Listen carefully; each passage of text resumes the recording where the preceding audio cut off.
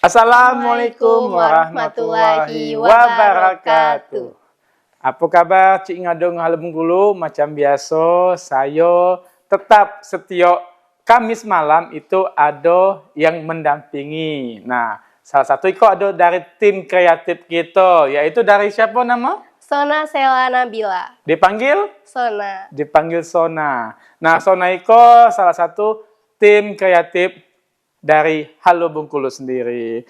Nah, Sona, sebelum kita ngasih informasi, ada 5 malam ini, tak? Iya. Nah, mungkin Sona nak kirim salam atau ke kawan-kawan sekolah, kawan-kawan magang, atau Dewan Guru, silakan. Pertama-tama Sona nak kirim salam untuk kedua orang tua Sona, untuk abang Sona yang ada di Malaysia yang di Curup. Terus Sona nak kirim salam untuk kepala sekolah, guru produktif, guru-guru lainnya, terutama untuk Kak Zur, Ibu Kinan, Ibu Widi, Ibu Sangkut, terus ada Ibu Rahma, Ibu Peti. Terus pula Sona nak nyapa kawan-kawan Sona 11 PSPT 2. Dan tepatnya Sona juga nak nyapa di grup Wacana. Apa Wacana itu? Wanita Cantik Membahana. Caca. Karena isinya cewek semua udah. Iya. Udah boleh masuk? Enggak dong, udah kan cowok. Di terus? grup Wacana ada Welly, Elda, Saskia, Putri. Terus Sona nak nyapa bestie Sona, Miranti. Halo. Untuk kawan-kawan Sona juga yang magang di Curup, Bengkulu, ataupun Kepahyang, tetap jaga kesehatannya, tetap semangat. Yang di studio lagi nonton ada siapa sih kok? Boleh sih nggak boleh? Oh iya udah. Yang di studio ada Glenn, ada Aziz, ada Mona, terus juga ada Andra, ada Dewa, terus ada Reza. Itu yang standby di Bengkulu. Iya udah. Nah, jadi yang nonton langsung di studio cuman ada Mona, Glenn, sama Aziz. Iya Siap. Oke, udah juga nak senggol juga untuk keluarga besar BTP dimanapun berada. Baik di rumah, lagi di lapangan, atau lagi di luar. Pokoknya tetap jaga selalu kesehatan, tetap semangat, dan tetap terus kita orang memberikan informasi-informasi yang terbaik untuk masyarakat Bengkulu. Iya. Dan tidak lupa juga, Udocuk, nak senggol juga keluarga besar Udocuk yang ada di Malabro, Sumber Meleleh, Berkas, Surabaya, di Jalan Gedang, di Sungai Rupat, dan tanpa terkecuali, dari muka-muka sampai ke kaur. Itu kita senggol segala-galanya. Nah, Sona, untuk malam ini kita ada berapa tayangan, Sona? Ada 5 udah. 5 tayangan. Apa salah satunya? Yang pertama, revitalisasi Baru Koto. Yang kedua? Yang kedua, launching SPMB tingkat SMA dan SMK. Yang ketiga? Yang ketiga, menjelang kepulangan haji 2025. Yang keempat? Yang keempat, bak pengolahan air PDAM bocor. Yang terakhir atau yang kelima? Terus yang terakhir, 14 santri Ihyaul Quran lulus ke Al-Azhar. Cacam, jauh tuh. Jauh ya. Itu Al-Azhar itu di Mesir itu. Jauh, di luar negeri itu. Wow. Karena itu salah satu kecoran tuh universitas yang paling bagus. Jadi dapat gelar di belakang tuh LC kecoran. Iya. Kalau ada LC gelar tuh itu berarti Al-Azhar itu yang di jauh itu. Oh, yang di Mesir tuh ya udah. Jadi ada mantan wakil gubernur kita kan Pak Samlan LC. Ustadz siapa tuh LC. Itu alumni situ kalau itu. Alumni yang di Mesir tuh ya udah. Termasuk Ustadz Somad. LC kan? Itu alumni situ juga itu. Oh, berarti itu sebagai gelarnya. Betul, gelar yang dapat. Oke, Sona, sebelum panjang lebar, mungkin kita lanjut ke tayangan pertama tentang apa? Revitalisasi Baru Koto. Nah, jadi untuk Cingadong Halo Bengkulu, seperti apa tayangannya? Iko untuk Cingadong Halo Bengkulu.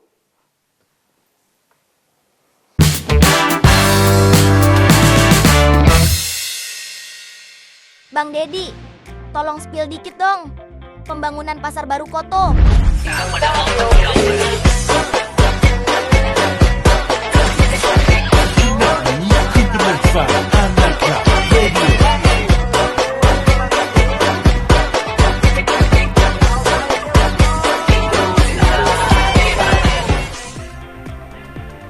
Rencana pemerintah Kota Bengkulu untuk kembali menghidupkan pasar baru kota semakin gencar dan serius dilaksanakan.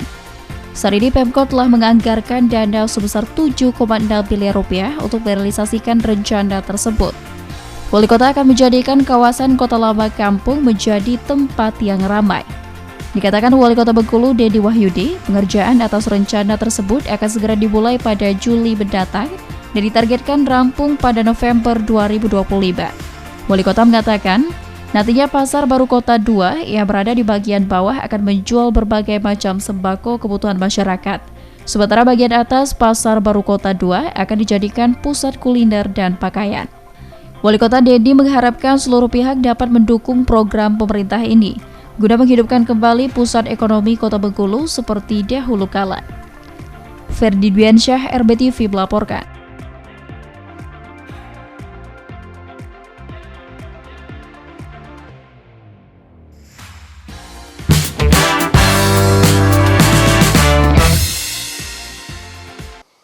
Nah, Sona itu tadi tentang revitalisasi Pasar Baru Kota. Memang itu Pasar Baru Kota itu ada dua. Ada Pasar Baru Kota 1, ada Pasar Baru Kota 2. Nah, itu udah Ucuk kan memang asli Malabro. Dan posisi pasar itu terletak di depan Masjid Malabro. Kalau kini Masjid Al-Asim. Dulu namanya Masjid Malabro dulu. Oh, Malabro Dulu. ya udah sudah Ini ganti nama. ganti nama Masjid Al-Asim. Jadi udah kecil-kecil sering main situ.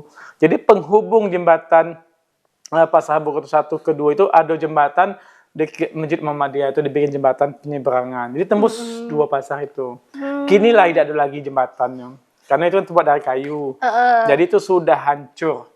Jadi siapa mana ndak datang ke situ? Jalan kaki ke bawah. Kalau dulu ada jembatan lebih enak, lebih cepat. Itu tempat udah Ucuk kecil-kecil main di situ dulu. Jadi tahu nian. Dan kalau malam takbiran itu Sona, itu bukan di Papto pusat tempat belanja-belanja itu. Itu di Pasar Baru Kota itu yang tempat orang belanja. Oh, di Pasar Baru Kotanya. Dan rame nian. Wah. Ya, zaman udah Ucuk dulu beli celana lepis kan itu Rp15.000. Wih, murah ya udah. Celana dasar seperti ini itu Rp10.000. Baju kaos Rp5.000.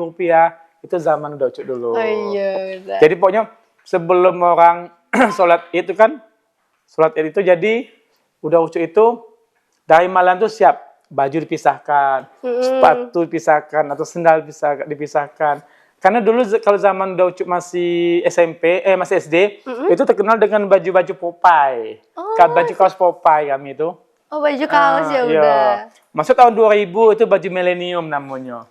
Jadi kami berebut pakai beli baju-baju milenium. Itu lagi viral itu dulu. Oh, lagi tren ya udah ya. Kalau sendal kami sendal Karpil terkenal dulu itu. Sama sendal kicau tuh sendal Wiro Sableng.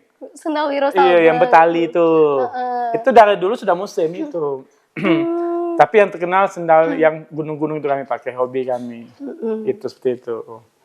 Nah, Sona, sebenarnya kan bulan Tabut nih kan, kita kalau tidak salah satu malam kelak itu tepatnya tanggal 27 Juni. Oh, tanggal 27. Berarti Juni. sudah dekat ya udah. Iya, Tabut. Jadi kita mulai lagi Festival Tabut tahun 2025 itu sudah masuk event kalender nasional. Oh, tanggal 27 Juni. Iya, jadi itu informasi yang kita dapat kemarin itu kalau tidak salah yang namanya tabut sakral itu ada 17 tabut atau banyak, tabut ya udah. itu tetap di kampung. Oh. Biar mereka tidak mau di sport center. Kalaupun seandainya pun ada, paling yang di sport center itu tabut pembangunan atau tabut urutan. Karena itu bukan sakral. Nah, yang tabut sakral untuk di Bengkulu cuma ada 17 tabut. Itu sakral. Jadi mereka tetap sepakat apapun terjadi kami tetap di kampung. Kami tidak akan pindah ke sport center. Oh iya udah. Kalau dari dulu memang di kampung. Ah, Dari dulu memang tetap di kampung, tidak pernah pindah-pindah. Yang namanya tabut sakral. berarti banyak macam-macam tabut ya udah. Banyak. Sona sudah pernah nengok festival tabut? Belum pernah udah, jadi penasaran. Belum pernah sama sekali. Belum. Kita liputan tabut kelak. Nah, Sona pakai baju RBTV sama Mona pakai baju RBTV, kita liput festival tabut. Ya, Jadi kemana-mana siap bebas. udah. Kelak. Siap? Siap udah. Siap. Oke, Sona, kita lanjut ke tayangan yang kedua tentang apa? Ada launching SPMB tingkat SMA dan SMK. Nah, jadi seperti apa tayangannya atau cuplikannya ikut untuk Cingadunga Halo Bengkulu.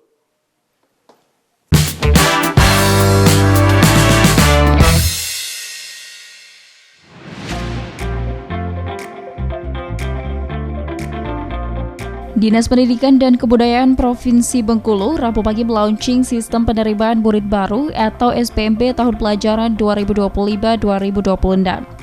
Dilaunching oleh PJ Sekda Provinsi Herwan Antoni, kegiatan dilaksanakan di Aula Dinas Dikbud dan dihadiri kepala SMA, SMK, dan instansi terkait lainnya. Kegiatan ini bertujuan untuk memperkenalkan tahapan pendaftaran SPMB yang dimulai pada tanggal 23 Juni mendatang, dan seluruhnya diakses secara online. Dan launching sekaligus disosialisasikan tentang cara penggunaan aplikasi SPMB yang saat ini sudah bisa diakses. Mulai dari cara login serta tahapan proses pendaftaran yang langsung didemokan oleh perwakilan salah seorang siswa, Raihan Al-Jufri. Sistem penerimaan murid baru tahun ini memang mengalami sedikit perbedaan. Dari sebelumnya melalui jalur zonasi, saat ini menjadi jalur domisili.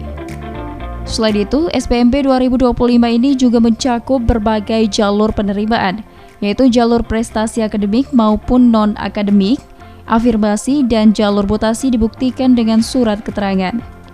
PJ Sekda Provinsi Bengkulu Herwan Antoni berharap proses pendaftaran berjalan transparan dan semua lulusan SLTP sederajat dapat memenuhi syarat serta diterima di SMA dan SMK di Bengkulu. Sementara itu, Kepala SMA Negeri 5 Kota Bengkulu, Bihanudin mengimbau siswa mendaftar sesuai dengan jalur yang ada, terutama jalur domisili sesuai dengan tempat tinggal dan bagi masyarakat yang kurang mampu agar dapat mendaftarkan melalui jalur afirmasi. Anggraini Desinta, Cynthia Perbata, RBTV melaporkan.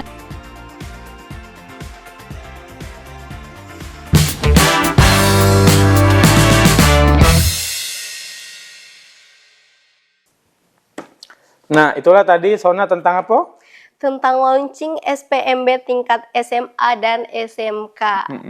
Jadi untuk penerimaan siswa baru itu kan. Iya. Jadi memang kini kan sebentar lagi kan sebagian anak-anak sudah ada yang libur itu, sebagian belum, sebagian baru selesai ulangan. Iya. Nah, termasuk yang dari SD nak ke SMP, Iya. dari PAUD nak ke SD.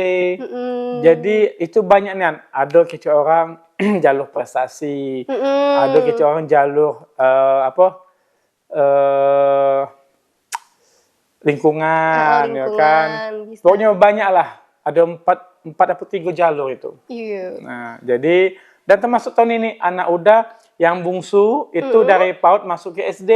Oh, Dari iya, SD-nya udah. masuk SMP, pening pala udah. Dua tamat. Abangnya barengan berarti. Iya, udah, ya. abangnya masuk SMP, adiknya masuk ke SD, barengan. Nah, barengan. Nah, itu ada putri dari Bujang Gadis Bengkulu. Cogok-cogok masuk ke studio gelak-gelaknya kan. Oke, Sona.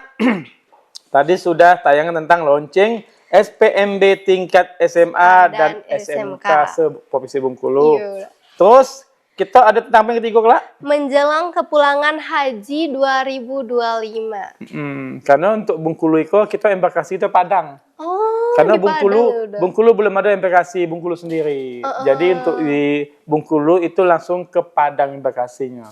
Namanya embarkasi. Jadi dari Arab Saudi, Mekah itu kita langsung ke Padang. Langsung ke Padang. Ke Bandara Minangkabau namanya. Jadi mereka transit di situ, mungkin nginep semalam di asrama haji.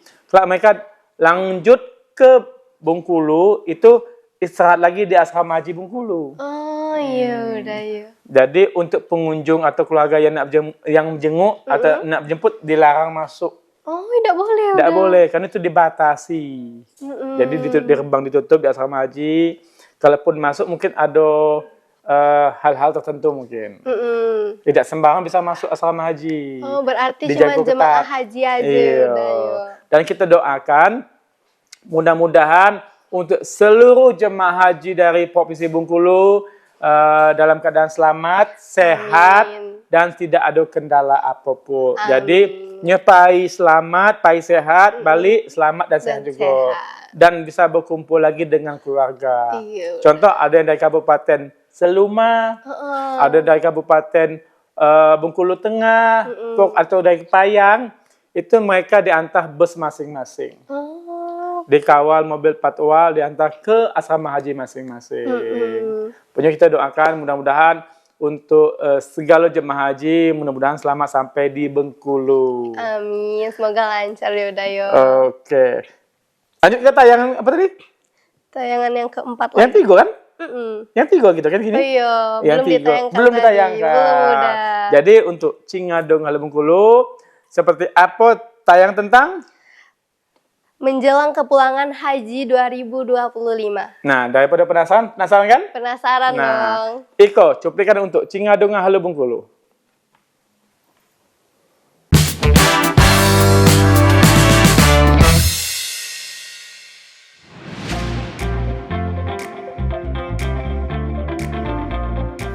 Setelah menyelesaikan beberapa rangkaian kegiatan haji selama lebih kurang 1 bulan, jemaah haji Bengkulu mulai bersiap untuk berpulang ke tanah air. Dari 1.233 jemaah haji Provinsi Bengkulu, Kloter 2 Padang atau 1 Bengkulu sebanyak 423 jemaah asal kota, Seluma dan Bengkulu Tengah akan pulang pada Jumat 13 Juni mendatang. Jemaah dijadwalkan berangkat dari Bandara Jeddah, Arab Saudi pada Jumat pukul 5:10 waktu Arab Saudi. Disampaikan Kabid PHU Kanwil Kemendak Provinsi Bengkulu Intihan, untuk saat ini persiapan koper bagasi jemaah sudah mulai didistribusikan ke bandara dari hotel. Dengan estimasi keberangkatan, jemaah haji akan tiba Bandara Internasional Padang pukul 18:20 waktu Indonesia Barat.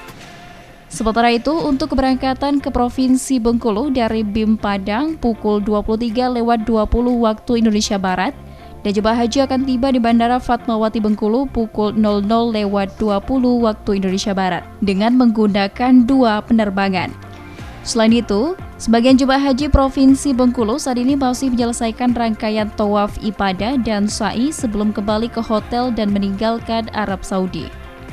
Sementara itu, menjelang kepulangan, jemaah haji tetap dilakukan pemeriksaan kesehatan dengan pengecekan secara menyeluruh.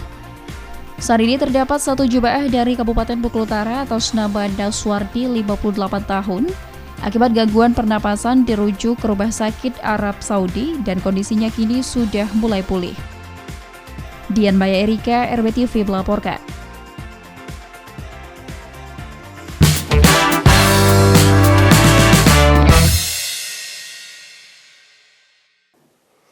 Nah, itu tadi Sona tentang cuplikan menjelang kepulangan haji 2025. Karena kan itu sebagian jemaah sudah ada yang balik ke Indonesia kan. Iya. Pokoknya mudah-mudahan kita doakan terbaik untuk seluruh jemaah haji, bukan di Bengkulu aja tapi di Indonesia selalu sehat dan selamat sampai di provinsi masing-masing. Amin.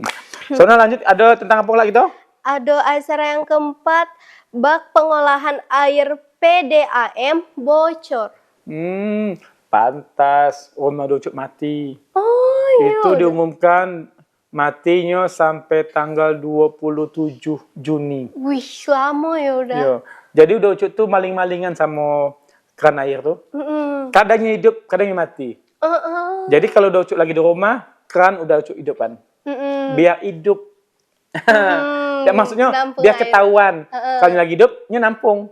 Tapi kalau Docuk lagi payah udah matikan kalau keran. Takut kita payahnya hidup. Iya. Karena kini kok tidak normal, hidupnya kadang hidup kadang mati. Terus kemarin sempat hidup sebentar, sekitar beberapa menit, itu airnya kuning. Oh, kenapa sudah? Tidak tahu, air kuning keruh. Jadi belum berani mandi kan, buang lagi, bak tuh dikuras lagi. Aduh. Terus tunggu lagi, masih kok kuning. Kalau kita buangnya biar mati kan. Iya. Akhirnya biarlah kita tunggu dulu penuh, baru kita matikan airnya. Kenapa? Kalau tidak penuh kita buang lagi, ladang mati. Kalau nak mandi air tak ada. Iya, udah karena kita tidak tahu kapannya airnya mengalir. Kucing-kucingan. Kadang hidup, kadangnya mati. Jadi kita mudah-mudahan untuk pihak PDAM di Kota Bengkulu bisa menangani atau bisa mampu segera memperbaiki pipa yang bocor tadi itu. Iya. Bak bocor Bak ya. bocor. Jangan sampai orang itu ada 3 atau 4 kecamatan yang terganggu itu. Airannya. Kecamatan apa aja udah? Itu dari Muara Bangkahulu, Sungai Serut, Teluk Segara kalau tidak salah itu tuh. Kalau tidak salah. Karena yang Docuk kan di Sungai Serut itu. Diumumkan Sungai Serut. Terus ada keluarga Docuk yang di Muara Bangkahulu juga diumumkan juga. Oh, diumumkan. Ya, kadang di rumah tuh penuh, ember-ember penuh. Tampung air, jangan sampai orang itu kita pas nak mandi atau nak apa-apa kan, nak nyuci piring, air kosong. Iya. Karena di rumah Docuk mengharapkan cuman pam tuh lah. Oh, tidak ada dari pam sumur. tuh lah, ada. Tidak ada Berarti sumur. sulit ya udah kalau lagi tidak ada air. Sulit nih. Oke, untuk Sona kita tayangkan tentang apa tadi? Tentang bak pengolahan air PDAM bocor. Nah, seperti apa beritanya atau cuplikannya Iko untuk Cinga Donga Halo Bengkulu.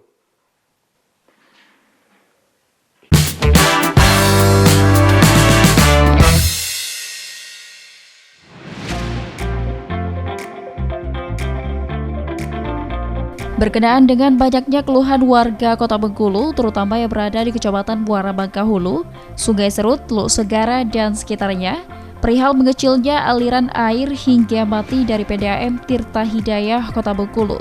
Wali Kota Bengkulu Dede Wahyudi meminta pengertian dari masyarakat.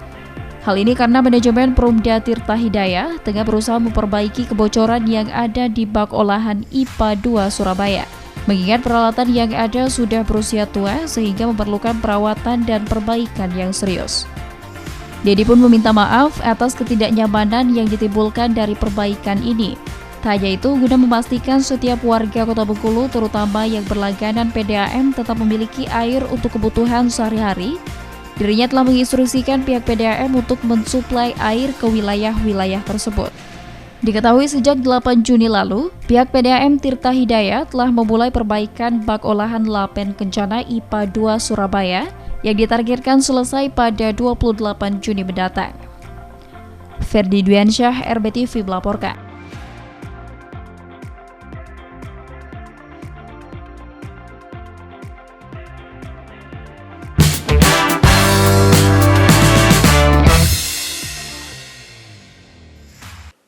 Nah, itu tadi Sona tentang bak pengolahan air PDAM bocor. Iya. Itulah kan, jadi balik-balik tadi kita harus jeli. Iya, harus Main jeli kucing-kucingan. sih, harus. Kelak pikir kita air penuh aman, tahu-tahu pas nak mandi habis, nak hidup ledeng mati. Entah kalau ada sampai airnya. aura mati tidak ledeng. Kadang mati kadang hidup, ya salah. Sama aja Tidak mati? berarti udah. Nah, jauhnya situ. Ujung Kulon. Oh, Jin buang anak. wih jauh sih udah. Padahal sampai udah jin buang anak. Alah. Iya. Sampai udah juga jin buang anak.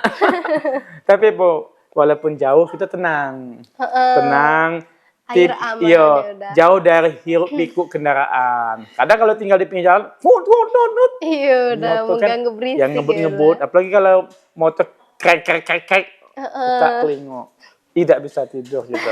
Iya Tapi kalau kita jauh, kayak udah jin buang anak tadi, tenang, tidur tenang, nyaman. Iya udah. Intinya kami menghindari dari yang namanya hiruk pikuk kendaraan tadi itu. Terus Sona kita ada tentang apa lagi, Kak? Ada tayangan terakhir nih udah 14 santri Ihya'ul Quran lulus ke Al-Azhar. Tapi Kak, Iya kita udah. iklan dulu. Oh iya Kenapa? udah. Tenggorokan lucu lah kering. Kita nak minum dulu. Mana malam Miko dingin. Iya dingin. Studio kita dingin puluh kan. Tidak pakai jaket. Baju Iya, tipis. udah. Baju tipis Asli dari pendek palak lagi. puluh. Jadi untuk Cingadong Halem Bengkulu jangan kemana-mana. Saya Sona dan salah. Saya Docuk. Kembali udah. Saya Docuk dan Sona. akan kembali setelah jeda pariwara berikut Iko.